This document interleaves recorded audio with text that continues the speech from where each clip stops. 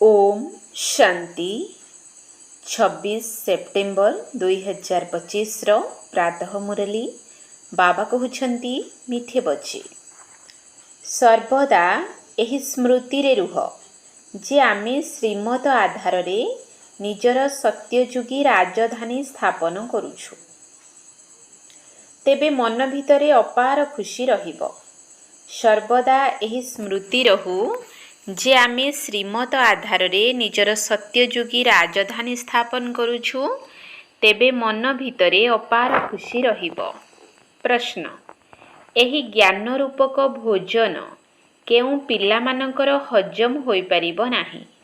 एही ज्ञान रूपक भोजन केउ पिलामानकर हजम होई परिबो नाही? उत्तर, जेउ माने भूल कर्म करी छी छी अर्थात पतित विकारी होई पुणी श्रेणी रे आसी बसुछंती, सेमानकर ज्ञान हजम होई परिबो नाही। सेमाने मुखरे कदापि कहि परिबे नाही जे भगवान उवाच काम विकार महाशत्रु अटे। सेमानकर हृदय भितरे भितरे आंदोलित हेउथिबो, सेमाने आसुरी संप्रदायर होई जाइथांती। ओम शांति।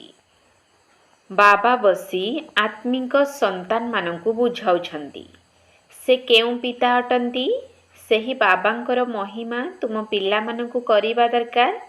गायन मध्य करा जाउछि सत शिव बाबा, सत शिव टीचर, सत शिव गुरु। से तो सत्य अटंती ना। तुमे संतान माने जानिछ जे आमको सत्य शिव बाबा मिलिछंती। आमे पिला माने वर्तमान श्रीमत आधार रे एकमत हेउछु। तेणु श्रीमत आधार रे चालिबा दरकार ना। बाबा कहउछंती प्रथमे देही अभिमानी हुओ एवं बाबांकु मने पकाओ। तुमे तांकु जेते मने पकाइबो तुमर सेते कल्याण हेबो। तुमे पुनर्बार निजर राजधानी स्थापन करूछ। पूर्वरु मध्य आमर राजधानी थिला। आमे देवी देवता धर्मावलंबी माने ही 84 जन्म भोग करी अंतिम जन्मरे एबे संगम जुगरे अछु। एही पुरुषोत्तम संगम जुग विषय रे तुम मानक व्यतीत आउ काहाकु हेले भी जणा नाही। बाबा केते पॉइंट्स देउछंती। हे संतानगण, जदि भल भावरे मते मने पकाइबो तेबे बहुत खुशी रे रहिबो। किंतु पिला माने बाबांकु मने पकाइबा बदल रे एही दुनियार प्रभाव रे आसी जाउछंती। एहा स्मृति रे रहिबा दरकार जे आमे श्रीमत आधार रे निजर राज्य स्थापन करूछु। गायन मध्य करा जाइछि सर्वोच्च भगवान, तांकर ही श्रीमत सर्वोच्च अटे। श्रीमत कौन सिखाई थाए? सहज राजयोग। बाबा राजपद पाई आमको पढ़ाउछंती। तेणु निजर पितांक द्वारा सृष्टिर आदि मध्य अंत को जानी पुणी दैवी गुण मध्य धारण करिवार अछि। बाबांक सहित कौनसी कथारे सामना करिबा उचित नुही। बहुत संतान निजको सेवाधारी भाबी अहंकारी होई जाइथांती। एही भली बहुत अछंती। पुणी केउठी केउठी हारी गले निशा छाड़ी जाइथाए। तुमे माता माने तो किछि पढ़ी नाहो। पढ़ी थिले तो चमत्कार करी देखाई थांत। पुरुष मानक भितरे पुणी पाठुआ किछि अछंती। तुमे कुमारी माने केते ना करिबा दरकार। तुमे श्रीमत आधार रे राजधानी स्थापन करिथिलो। नारी रु लक्ष्मी होइथिलो, तेणु केते खुशी रे रहिबा दरकार। एठारे तो देख पाई पैसार पाठ पढ़ारे जीवन को भी समर्पित करी देउछंती। अरे तुमे गोरा हेउछ पुणी कला तम प्रधान दुनिया रे काहेकि मन लगाउछ? एही श्मशान रूपी दुनिया रे मन लगाइबा उचित नुही। आमे तो बाबांक ठारु संपत्ति नेउछु। पुरुणा दुनिया रे मन लगाइबा अर्थात नरक को जीवा। बाबा आसी नरकरु रक्षा करुछंती, तथापि मुह नरक आड़कू काहेकि करि देउछ? तुमर एही पाठ पढ़ा केते सहज अटे। एहाकू कोनोसी ऋषि मुनि जानि नाहंती। ना कोनोसी शिक्षक ना ऋषि मुनि एही ज्ञान को बुझाई परिबे। बाबा तो पिता शिक्षक सद्गुरु अटंती। दुनियार गुरु माने ଶାସ୍ତ୍ର ଆଦି ଶୁଣାଇଥାନ୍ତି ସେମାନଙ୍କୁ ଶିକ୍ଷକ ବୋଲି କୁହାଯିବ ନାହିଁ। କାରଣ ସେମାନେ ଏପରି କୌଣସି କଥା କହୁନାହାନ୍ତି ଯେ ଆମେ ଦୁନିଆର ଇତିହାସ ଭୂଗୋଳ ଶୁଣାଉଛୁ। ସେମାନେ ତ ଶାସ୍ତ୍ରର କଥା ହିଁ ଶୁଣାଇବେ। ବାବା ତୁମକୁ ଶାସ୍ତ୍ରର ସାର ବୁଝାଉଛନ୍ତି ଏବଂ ବିଶ୍ୱର ଇତିହାସ ଭୂଗୋଳ ମଧ୍ୟ ବତାଉଛନ୍ତି। ବର୍ତ୍ତମାନ ଏହି ଶିକ୍ଷକ ଭଲ ନା ସେ ଶିକ୍ଷକ ଭଲ? ସେ ଶିକ୍ଷକଙ୍କ ଠାରୁ ତୁମେ କେତେ ବି ପାଠ ପଢ଼, କେତେ ରୋଜଗାର କରିବ, ତାହା ମଧ୍ୟ ଭାଗ୍ୟରେ ଥିଲେ। ପାଠ ପଢ଼ୁ ପଢ଼ୁ ଯଦି ଦୁର୍ଘଟଣା ହୋଇଯାଉଛି, ମରିଯାଉଛନ୍ତି, ତେବେ ପାଠ ପଢ଼ା ଶେଷ। ଏଠାରେ ତୁମେ ଏହି ପାଠପଢ଼ା ଯେତେ ବି ପଢ଼ିବ ତାହା ବ୍ୟର୍ଥରେ ଯିବ ନାହିଁ। ହଁ, ଶ୍ରୀମତ ଆଧାରରେ ନ ଚାଲି କିଛି ଓଲଟା କାମ କରିଦେଲ କିମ୍ବା ତଳକୁ ଖସିଗଲ, ତେବେ ଯାହା ପଢ଼ିଥିବ ତାହା ନଷ୍ଟ ହୋଇଯିବ ନାହିଁ। ଏହି ପାଠପଢ଼ା ତ 21 ଜନ୍ମ ପାଇଁ ଅଟେ, କିନ୍ତୁ ତଳକୁ ଖସିଗଲେ କଳ୍ପ କଳ୍ପାନ୍ତର ପାଇଁ କ୍ଷତି ହୋଇଯାଏ। ବାବା କହୁଛନ୍ତି, ପିଲାମାନେ କଳା ମୁହଁ କର ନାହିଁ। ଏଭଳି ବହୁତ ଅଛନ୍ତି ଯେଉଁମାନେ କଳା ମୁହଁ କରି ଛି ଛି ହୋଇ ପୁଣି ଆସି ବସି ଯାଇଥାନ୍ତି। ତାଙ୍କର କେବେ ହେଲେ ଏହି ଜ୍ଞାନ ହଜମ ହେବ ନାହିଁ। ବଦହଜମି ହୋଇଯିବ। ଯାହା ଶୁଣିବ ତାର ବଦହଜମି ହୋଇଯିବ। ପୁଣି ମୁଖରେ କାହାକୁ କିଛି କହିପାରିବ ନାହିଁ ଯେ ଭଗବାନୁବାଚ କାମ ବିକାର ମହାଶତ୍ରୁ ଅଟେ। ତା ଉପରେ ବିଜୟ ପ୍ରାପ୍ତ କରିବାର ଅଛି। ଯଦି ନିଜେ ହିଁ ବିଜୟ ପ୍ରାପ୍ତ କରିପାରୁନାହାନ୍ତି, ତେବେ ଅନ୍ୟକୁ କିପରି କହିବେ? ନିଜ ମନ ଆନ୍ଦୋଳିତ ହେବ ନା। ତାଙ୍କୁ କୁହାଯାଏ ଆସୁରୀ ସମ୍ପ୍ରଦାୟ। ଅମୃତ ପିଉ ପିଉ ବିଷ ଖାଇ ଦେଉଛନ୍ତି। ତେଣୁ 100 ଗୁଣା କଳା ବା ପତିତ ହୋଇଯାଉଛନ୍ତି। ତାଙ୍କର ହାଡ଼ ଗୋଡ଼ ଭାଙ୍ଗି ଯାଉଛି, ଅର୍ଥାତ୍ ସମ୍ପୂର୍ଣ୍ଣ ବିକାରୀ ହୋଇଯାଉଛନ୍ତି। ତୁମ ମାତାମାନଙ୍କର ସଂଗଠନ ତ ବହୁତ ମଜବୁତ ହେବା ଦରକାର। ଲକ୍ଷ୍ୟ ଆଉ ଉଦ୍ଦେଶ୍ୟ ତ ସାମ୍ନାରେ ଅଛି। ତୁମେ ଜାଣିଛ ଏହି ଲକ୍ଷ୍ମୀ ନାରାୟଣଙ୍କର ରାଜ୍ୟରେ ଏକମାତ୍ର ଦେବୀ ଦେବତା ଧର୍ମ ଥିଲା। ଗୋଟିଏ ରାଜ୍ୟ, ଗୋଟିଏ ଭାଷା, 100 ଭାଗ ସମ୍ପୂର୍ଣ୍ଣ ପବିତ୍ରତା, ଶାନ୍ତି, ସମୃଦ୍ଧି ଥିଲା। ସେହି ଗୋଟିଏ ରାଜ୍ୟର ହିଁ ବାବା ବର୍ତ୍ତମାନ ସ୍ଥାପନା କରୁଛନ୍ତି। ଏହା ହିଁ ହେଉଛି ଆମର ଲକ୍ଷ୍ୟ ଏବଂ ଉଦ୍ଦେଶ୍ୟ। 100% ପବିତ୍ରତା, ସୁଖ, ଶାନ୍ତି, ସମ୍ପତ୍ତିର ସ୍ଥାପନା ଏବେ ହେଉଛି। ତୁମେ ଦେଖାଉଛ ଯେ ବିନାଶ ପରେ ଶ୍ରୀକୃଷ୍ଣ ଆସୁଛନ୍ତି। ଏହାକୁ ସ୍ପଷ୍ଟ ଭାବରେ ଲେଖିବା ଦରକାର। ବର୍ତ୍ତମାନ ସତ୍ୟଯୁଗ, ଦେବୀ ଦେବତାଙ୍କର ରାଜ୍ୟ, ଏକ ଧର୍ମ, ଏକ ଭାଷା। ପବିତ୍ରତା, ସୁଖ, ଶାନ୍ତିର ପୁନଃ ସ୍ଥାପନା ହେଉଛି। ସରକାର ମଧ୍ୟ ଏହା ଚାହୁଁଛି ନା ସ୍ୱର୍ଗ ହୋଇଥାଏ ସତ୍ୟଯୁଗ ତ୍ରେତା ଯୁଗରେ। କିନ୍ତୁ ମନୁଷ୍ୟ ନିଜକୁ କ'ଣ ନର୍କବାସୀ ବୋଲି ଭାବୁଛନ୍ତି? ତୁମେ ଲେଖିପାରିବ ଯେ ଦ୍ୱାପର କଳି ଯୁଗରେ ସମସ୍ତେ ନର୍କବାସୀ ଅଟନ୍ତି। ଏବେ ତୁମେ ସଙ୍ଗମ ଯୁଗୀ ଅଟ। ପୂର୍ବରୁ ତୁମେ ମଧ୍ୟ କଳିଯୁଗୀ ନର୍କବାସୀ ଥିଲ। ଏବେ ତୁମେ ସ୍ୱର୍ଗବାସୀ ହେଉଛ। ଶ୍ରୀମତ ଆଧାରରେ ଭାରତକୁ ସ୍ୱର୍ଗରେ ପରିଣତ କରୁଛ। କିନ୍ତୁ ସେହିଭଳି ସାହସ, ସଂଗଠନର ଆବଶ୍ୟକତା ରହିଛି। ଭ୍ରମଣ କରିବାକୁ ଯିବା ସମୟରେ ମଧ୍ୟ ଲକ୍ଷ୍ମୀ ନାରାୟଣଙ୍କର ଏହି ଚିତ୍ର ନେଇ ଯିବାକୁ ହେବ। ଏହା ବହୁତ ଭଲ। ଏଥିରେ ଲେଖିଦିଅ ଯେ ତ୍ରିମୂର୍ତ୍ତି ଶିବ ବାବାଙ୍କ ଶ୍ରୀମତ ଆଧାରରେ ଆଦି ସନାତନ ଦେବୀ ଦେବତା ଧର୍ମ, ସୁଖ ଶାନ୍ତିର ରାଜ୍ୟ ସ୍ଥାପନ ହେଉଛି। ଏହିପରି ଭାବେ ବଡ଼ ବଡ଼ ଅକ୍ଷରରେ ବଡ଼ ବଡ଼ ଚିତ୍ର ହେଉ। ଛୋଟ ପିଲାମାନେ ଛୋଟ ଚିତ୍ର ପସନ୍ଦ କରିଥାନ୍ତି। ଆରେ ଚିତ୍ର ତ ଯେତେ ବଡ଼ ହେବ ସେତେ ଭଲ। ଏହି ଲକ୍ଷ୍ମୀ ନାରାୟଣଙ୍କର ଚିତ୍ର ତ ବହୁତ ଭଲ। ଏଥିରେ କେବଳ ଲେଖିଦିଅ ଯେ ଜଣେ ହିଁ ସତ୍ୟ ତ୍ରିମୂର୍ତ୍ତି ଶିବ ବାବା। ସତ୍ୟ ତ୍ରିମୂର୍ତ୍ତି ଶିବ ଶିକ୍ଷକ, ସତ୍ୟ ତ୍ରିମୂର୍ତ୍ତି ଶିବ ଗୁରୁ ଅଟନ୍ତି। ଯଦି ତ୍ରିମୂର୍ତ୍ତି ଅକ୍ଷର ଲେଖିବ ନାହିଁ, ତେବେ ବୁଝିବେ ଯେ ପରମାତ୍ମା ତ ନିରାକାର ଅଟନ୍ତି। ସେ ଟିଚର କିପରି ହୋଇପାରିବେ? ଜ୍ଞାନ ତ ନାହିଁ ନା। ଲକ୍ଷ୍ମୀ ନାରାୟଣଙ୍କର ଚିତ୍ର ଟିଣ ସିଟ୍ ଉପରେ ତିଆରି କରି ପ୍ରତ୍ୟେକ ଜାଗାରେ ଲଗାଇବା ଉଚିତ। ସେଥିରେ ଲେଖାଥିବା ଦରକାର ଯେ ଏହାର ସ୍ଥାପନା ହେଉଛି। ବାବା ଆସିଛନ୍ତି ବ୍ରହ୍ମାଙ୍କ ଦ୍ୱାରା ଗୋଟିଏ ଧର୍ମର ସ୍ଥାପନା କରି ବାକି ସବୁ ଧର୍ମର ବିନାଶ କରିବା ପାଇଁ। ଏହା ପିଲାମାନଙ୍କର ସର୍ବଦା ନିଶା ରହିବା ଦରକାର। ଛୋଟ ଛୋଟ କଥାରେ ଜଣଙ୍କର ମତ ଆଉ ଜଣଙ୍କ ମତ ସହିତ ନ ମିଶିବା ଯୋଗୁଁ ଶୀଘ୍ର ବିଗିଡ଼ି ଯାଇଥାନ୍ତି। ଏପରି ତ ହୋଇଥାଏ, କିଏ କେଉଁ ଆଡ଼କୁ ଆଉ କିଏ ଆଉ କେଉଁ ଆଡ଼କୁ, ପୁଣି ସଂଖ୍ୟାଗରିଷ୍ଠତାକୁ ପ୍ରାଧାନ୍ୟ ଦିଆଯାଇଥାଏ। ଏଥିରେ ବିରକ୍ତି ବା ନାରାଜ ହେବାର କିଛି କଥା ନାହିଁ। ପିଲାମାନେ ରୁଷି ଯାଆନ୍ତି, କୁହନ୍ତି ଆମ କଥା ମାନିଲେ ନାହିଁ। ଆରେ ଏଥିରେ ରୁଷିବାର କ'ଣ ଅଛି? ବାବା ତ ସମସ୍ତଙ୍କୁ ଖୁସି କରିଥାନ୍ତି। ମାୟାର ବଶବର୍ତ୍ତୀ ହୋଇ ସମସ୍ତେ ରୁଷୁଛନ୍ତି, ସମସ୍ତେ ବାବାଙ୍କ ଉପରେ ରାଗୁଛନ୍ତି। ରୁଷିବେ ବା କ'ଣ? ବାବାଙ୍କୁ ଜାଣନ୍ତି ହିଁ ନାହିଁ। ଯେଉଁ ପିତା ସ୍ୱର୍ଗର ରାଜତ୍ୱ ଦେଉଛନ୍ତି ତାଙ୍କୁ ଜାଣନ୍ତି ହିଁ ନାହିଁ। ବାବା କହୁଛନ୍ତି ମୁଁ ତୁମର ଉପକାର କରୁଛି, ତୁମେ ପୁଣି ମୋର ଅପକାର କରୁଛ। ଭାରତର ଅବସ୍ଥା ଦେଖ କ'ଣ ହୋଇଯାଇଛି। ତୁମମାନଙ୍କ ମଧ୍ୟରେ ବହୁତ କମ୍ ଅଛନ୍ତି ଯେଉଁମାନଙ୍କର ନିଶା ରହିଥାଏ। ଏହା ନାରାୟଣୀ ନିଶା ଅଟେ।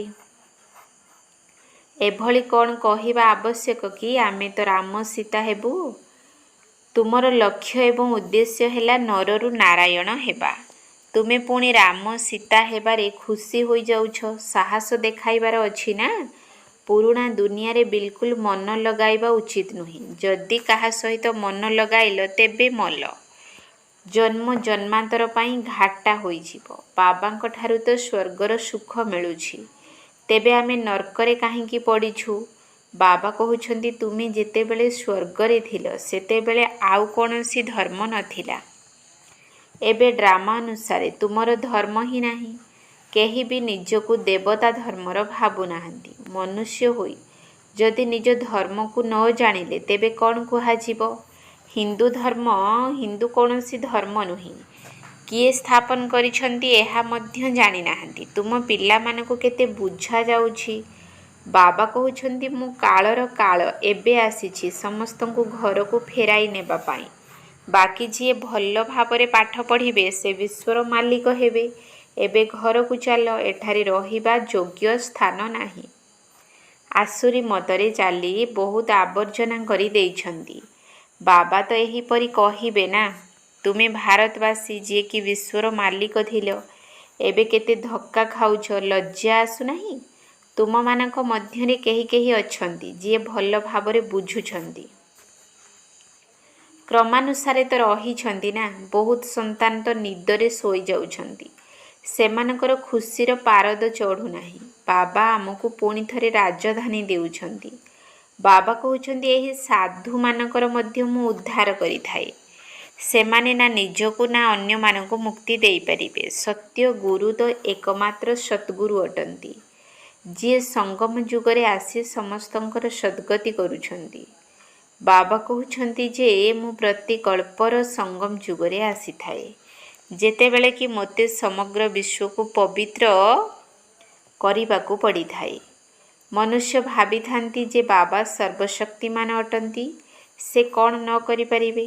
ଆରେ ମୋତେ ଡାକୁଛ କି ଆମ ପତିତ ଆତ୍ମାମାନଙ୍କୁ ଆସି ପବିତ୍ର କର, ତେଣୁ ମୁଁ ଆସି ପବିତ୍ର କରୁଛି। ବାକି ଆଉ କ'ଣ କରିବି? ବାକି ତ ରିଦ୍ଧି ସିଦ୍ଧି କରୁଥିବା ଲୋକ ବହୁତ ଅଛନ୍ତି। ମୋର କାମ ହେଲା ନର୍କକୁ ସ୍ୱର୍ଗରେ ପରିଣତ କରିବା। ତାହା ତ ପ୍ରତି 5000 ବର୍ଷ ପରେ ହୋଇଥାଏ। ଏହା ତୁମେ ହିଁ ଜାଣୁଛ। ଆଦି ସନାତନ ହେଉଛି ଦେବୀ ଦେବତା ଧର୍ମ। ବାକି ସବୁ ତା ପରେ ଆସିଛି। ଅରବିନ୍ଦ ଘୋଷ ତ ଏବେ ଆସିଛନ୍ତି, ତଥାପି ଦେଖ ତାଙ୍କର କେତେ ଆଶ୍ରମ ହୋଇଯାଇଛି। ସେଠାରେ ନିର୍ବିକାରୀ ହେବାର କୌଣସି କଥା ନାହିଁ। ସେମାନେ ତ ବୁଝିଥାନ୍ତି ଯେ ଘର ଗୃହସ୍ଥରେ ରହି ପବିତ୍ର କେହି ରହିପାରିବେ ନାହିଁ। ବାବା କହୁଛନ୍ତି ଯେ ସାଂସାରିକ କାର୍ଯ୍ୟ ବ୍ୟବହାରରେ ରହି କେବଳ ଗୋଟିଏ ଜନ୍ମ ପବିତ୍ର ରୁହ। ତୁମେ ଜନ୍ମ ଜନ୍ମାନ୍ତରରେ ତ ପତିତ ହୋଇ ଆସିଛ। ଏବେ ମୁଁ ଆସିଛି ତୁମକୁ ପବିତ୍ର କରିବା ପାଇଁ। ତେଣୁ ଏହି ଅନ୍ତିମ ଜନ୍ମ ପବିତ୍ର ହୁଅ। ସତ୍ୟଯୁଗ ତ୍ରେତାରେ ତ ବିକାର ନଥାଏ। ଏହି ଲକ୍ଷ୍ମୀ ନାରାୟଣଙ୍କର ଚିତ୍ର ଏବଂ ଶିଡ଼ିର ଚିତ୍ର ବହୁତ ସୁନ୍ଦର ଅଟେ। ଏଥିରେ ଲେଖା ହୋଇଛି ଯେ ସତ୍ୟଯୁଗରେ ଗୋଟିଏ ଧର୍ମ ଗୋଟିଏ ରାଜ୍ୟ ଥିଲା। ଏହାକୁ ବୁଝାଇବା ପାଇଁ ବହୁତ ଯୁକ୍ତି ଦରକାର। ବୁଢ଼ୀ ମାତାମାନଙ୍କୁ ମଧ୍ୟ ଶିଖାଇ ପ୍ରସ୍ତୁତ କରିବା ଦରକାର, ଯେଉଁମାନେ ପ୍ରଦର୍ଶନୀରେ କିଛି ବୁଝାଇ ପାରିବେ। କାହାକୁ ବି ଏହି ଚିତ୍ର ଆଦି ଦେଖାଇ କୁହ। ପୂର୍ବରୁ ଏହି ଲକ୍ଷ୍ମୀ ନାରାୟଣଙ୍କର ରାଜ୍ୟ ଥିଲା ନା, ବର୍ତ୍ତମାନ ତ ନାହିଁ। ବାବା କହୁଛନ୍ତି ଯେ ଏବେ ତୁମେ ମୋତେ ମନେ ପକାଅ, ତେବେ ପବିତ୍ର ହୋଇ ପବିତ୍ର ଦୁନିଆକୁ ଚାଲିଯିବ। ଏବେ ପବିତ୍ର ଦୁନିଆ ସ୍ଥାପନ ହେଉଛି। ଏସବୁ ବୁଝାଇବା କେତେ ସହଜ ଅଟେ। ବୁଢ଼ୀ ମାତାମାନେ ବସି ପ୍ରଦର୍ଶନୀ ବୁଝାଇଲେ କେତେ ନାମ ବିଖ୍ୟାତ ହୋଇଯିବ। କୃଷ୍ଣଙ୍କର ଚିତ୍ରରେ ମଧ୍ୟ ଲେଖା ବହୁତ ସୁନ୍ଦର ଭାବେ ରହିଛି। କହିବା ଦରକାର ଯେ ଏହି ଲେଖାକୁ ନିଶ୍ଚିତ ପଢ଼। ଏହାକୁ ପଢ଼ିବା ଦ୍ୱାରା ହିଁ ତୁମକୁ ନାରାୟଣୀ ନିଶା ଅଥବା ବିଶ୍ୱର ମାଲିକ ପଣିଆର ନିଶା ଚଢ଼ିବ। ବାବା କହୁଛନ୍ତି ମୁଁ ତୁମକୁ ଏପରି ଲକ୍ଷ୍ମୀ ନାରାୟଣ କରୁଛି, ତେଣୁ ତୁମକୁ ମଧ୍ୟ ଅନ୍ୟମାନଙ୍କ ପ୍ରତି ଦୟାଳୁ ହେବା ଦରକାର। ତେବେ ନିଜ ଉପରେ କଲ୍ୟାଣ ସେତେବେଳେ କରିପାରିବ ଯେତେବେଳେ ଅନ୍ୟ ଉପରେ କଲ୍ୟାଣ କରିବ। ବୁଢ଼ୀମାନଙ୍କୁ ଏଭଳି ଶିକ୍ଷା ଦେଇ ଏଭଳି ଯୋଗ୍ୟ କର, ଯାହାକି ପ୍ରଦର୍ଶନୀ ସେବା ପାଇଁ ଯଦି ବାବା କହିବେ ଯେ 8-10 ଜଣ ବୁଢ଼ୀ ମାତାଙ୍କୁ ପଠାଇ ଦିଅ, ତେବେ ସେମାନେ ଶୀଘ୍ର ଆସିଯିବେ। ଯିଏ କରିବ ସିଏ ପାଇବ। ସମ୍ମୁଖରେ ଲକ୍ଷ୍ୟ ଉଦ୍ଦେଶ୍ୟକୁ ଦେଖି ଖୁସି ଲାଗିଥାଏ। ମୁଁ ଏହି ଶରୀର ଛାଡ଼ି ଯାଇ ବିଶ୍ୱର ମାଲିକ ହେବି। ତେଣୁ ଯେତେ ସ୍ମୃତିରେ ରହିବ ସେତେ ପାପ କଟିବ। ଦେଖ, ଲଫାପା ଉପରେ ଛପା ହୋଇଛି, ଏକ ଧର୍ମ, ଏକ ଦୈବୀ ରାଜଧାନୀ, ଏକ ଭାଷା। ତାହାର ଜଲ୍ଦି ସ୍ଥାପନା ହେବ। ଆଚ୍ଛା, ମିଠା ମିଠା ଶିକିଲ ଧେ ସନ୍ତାନମାନଙ୍କ ପ୍ରତି ମାତା ପିତା ବାପଦାଦାଙ୍କର ମଧୁର ସ୍ନେହ ସମ୍ପନ୍ନ ଶୁଭେଚ୍ଛା ଏବଂ ସୁପ୍ରଭାତ। ଆତ୍ମିକ ପିତାଙ୍କର ଆତ୍ମିକ ସନ୍ତାନମାନଙ୍କୁ ନମସ୍ତେ। ଆତ୍ମିକ ସନ୍ତାନମାନଙ୍କର ଆତ୍ମିକ ବାପଦାଦାଙ୍କୁ ନମସ୍ତେ ନମସ୍ତେ ନମସ୍ତେ। ସୁପ୍ରଭାତ। ଧାରଣା ପାଇଁ ମୁଖ୍ୟ ସାର। 1 ନମ୍ବର ପଏଣ୍ଟ, କେବେ ବି ପରସ୍ପର ମଧ୍ୟରେ କିମ୍ବା ବାବାଙ୍କ ଉପରେ ରୁଷିବାର ନାହିଁ। ବାବା ଆମକୁ ଖୁସି କରିବା ପାଇଁ ଆସିଛନ୍ତି, ତେଣୁ କେବେ ବି ନାରାଜ ହେବାର ନାହିଁ। ବାବାଙ୍କ ସହିତ ମତଭେଦ ହେବା ଉଚିତ ନୁହେଁ। କେବେ ବି ପରସ୍ପର ମଧ୍ୟରେ କିମ୍ବା ବାବାଙ୍କ ଉପରେ ରୁଷିବାର ନାହିଁ। ବାବା ଆମକୁ ଖୁସି କରିବା ପାଇଁ ଆସିଛନ୍ତି, ତେଣୁ କେବେ ବି ନାରାଜ ହେବାର ନାହିଁ। ବାବାଙ୍କ ସହିତ ମତଭେଦ ହେବା ଉଚିତ ନୁହେଁ। 2 ନମ୍ବର ପଏଣ୍ଟ, ପୁରୁଣା ଦୁନିଆ ସହିତ ପୁରୁଣା ଦେହ ସହିତ ମନ ଲଗାଇବାର ନାହିଁ। ସତ୍ୟ ପିତା, ସତ୍ୟ ଶିକ୍ଷକ ଏବଂ ସଦ୍ଗୁରୁଙ୍କ ସହିତ ସର୍ବଦା ସଚୋଟ ହୋଇ ରହିବାକୁ ହେବ। ସର୍ବଦା ଏକମାତ୍ର ବାବାଙ୍କ ଶ୍ରୀମତ ଆଧାରରେ ଚାଲି ଦେହୀ ଅଭିମାନୀ ହେବାକୁ ପଡ଼ିବ। ପୁରୁଣା ଦୁନିଆ ସହିତ ପୁରୁଣା ଦେହ ସହିତ ମନ ଲଗାଇବାର ନାହିଁ। ସତ୍ୟ ପିତା, ସତ୍ୟ ଶିକ୍ଷକ ଏବଂ ସଦ୍ଗୁରୁଙ୍କ ସହିତ ସର୍ବଦା ସଚୋଟ ହୋଇ ରହିବାକୁ ହେବ। ସର୍ବଦା ଏକମାତ୍ର ବାବାଙ୍କର ଶ୍ରୀମତ ଆଧାରରେ ଚାଲି ଦେହୀ ଅଭିମାନୀ ହେବାକୁ ପଡ଼ିବ। ବରଦାନ, ନିଜର ତପସ୍ୱୀ ସ୍ୱରୂପ ଦ୍ୱାରା ସମସ୍ତଙ୍କୁ ପ୍ରାପ୍ତିଗୁଡ଼ିକର ଅନୁଭୂତି କରାଉଥିବା ମାଷ୍ଟର ବିଧାତା ଭବ। ନିଜର ତପସ୍ୱୀ ସ୍ୱରୂପ ଦ୍ୱାରା ସମସ୍ତଙ୍କୁ ପ୍ରାପ୍ତିଗୁଡ଼ିକର ଅନୁଭୂତି କରାଉଥିବା ମାଷ୍ଟର ବିଧାତା ଭବ। ଯେପରି ସୂର୍ଯ୍ୟ ସାରା ବିଶ୍ୱକୁ ଆଲୋକ ପ୍ରଦାନ କରିବା ସହିତ ଆହୁରି ଅନେକ ପ୍ରକାରର ପ୍ରାପ୍ତିର ଅନୁଭୂତି କରାଉଛି, ସେହିପରି ତୁମେ ତପସ୍ୱୀ ଆତ୍ମାମାନେ ନିଜର ତପସ୍ୱୀ ସ୍ୱରୂପ ଦ୍ୱାରା ସମସ୍ତଙ୍କୁ ପ୍ରାପ୍ତିର କିରଣର ଅନୁଭୂତି କରାଅ। ସେଥିପାଇଁ ପ୍ରଥମେ ନିଜର ଜମାର ଖାତାକୁ ବଢ଼ାଅ, ତାପରେ ଜମା କରିଥିବା ସମ୍ପତ୍ତିଗୁଡ଼ିକୁ ମାଷ୍ଟର ବିଧାତା ହୋଇ ଦେଇ ଚାଲ। ତପସ୍ୱୀ ମୂରତର ଅର୍ଥ ହେଲା ତପସ୍ୟା ଦ୍ୱାରା ଶାନ୍ତିର ଶକ୍ତିର କିରଣ ଚାରିଆଡ଼େ ବିଚ୍ଛୁରିତ ହେବାର ଅନୁଭବ ହେଉଥିବ। ସ୍ଲୋଗାନ, ନିଜେ ନିର୍ମାଣଚିତ ହୋଇ ସମସ୍ତଙ୍କୁ ସମ୍ମାନ ଦେଇ ଚାଲ। ଏହା ହିଁ ହେଉଛି ସଚ୍ଚା ପରୋପକାର। ନିଜେ ନିର୍ମାଣଚିତ ହୋଇ ସମସ୍ତଙ୍କୁ ସମ୍ମାନ ଦେଇ ଚାଲ। ଏହା ହିଁ ହେଉଛି ସଚ୍ଚା ପରୋପକାର। ଅବ୍ୟକ୍ତ ଇସାରା। ଏବେ ଲଗନର ଅଗ୍ନିକୁ ପ୍ରଜ୍ୱଳିତ କରି ଯୋଗକୁ ଜ୍ୱାଳା ରୂପ କର। ଏବେ ସମସ୍ତେ ତୁମକୁ ଭଲ ଭଲ କହୁଛନ୍ତି, କିନ୍ତୁ ଆମକୁ ମଧ୍ୟ ଭଲ ହେବାକୁ ପଡ଼ିବ, ଏଭଳି ପ୍ରେରଣା ସେମାନଙ୍କୁ ମିଳୁନାହିଁ। ତେବେ ଏହାର ଏକମାତ୍ର ବିଧି ହେଲା ସଂଗଠିତ ରୂପରେ ଜ୍ୱାଳା ସ୍ୱରୂପ ହୁଅ। ପ୍ରତ୍ୟେକ ଗୋଟିଏ ଗୋଟିଏ ଲାଇଟ୍ ହାଉସ୍ ହୋଇଯାଅ। ସେବାଧାରୀ ଅଟ, ସ୍ନେହୀ ଅଟ, ଏକ ବଳ ଏକ ଭରସାବାଲା ଅଟ। ଏହା ତ ସବୁ ଠିକ୍ ଅଛି, କିନ୍ତୁ ମାଷ୍ଟର ସର୍ବଶକ୍ତିମାନର ସ୍ଥିତି ବିଶ୍ୱ ସମ୍ମୁଖରେ ପ୍ରତ୍ୟକ୍ଷ ହୋଇଯାଉ। ତାହା ହେଲା ସମସ୍ତେ ପତଙ୍ଗ ଭଳି ତୁମ ଚାରିପାଖରେ ଘୂରି ବୁଲିବେ।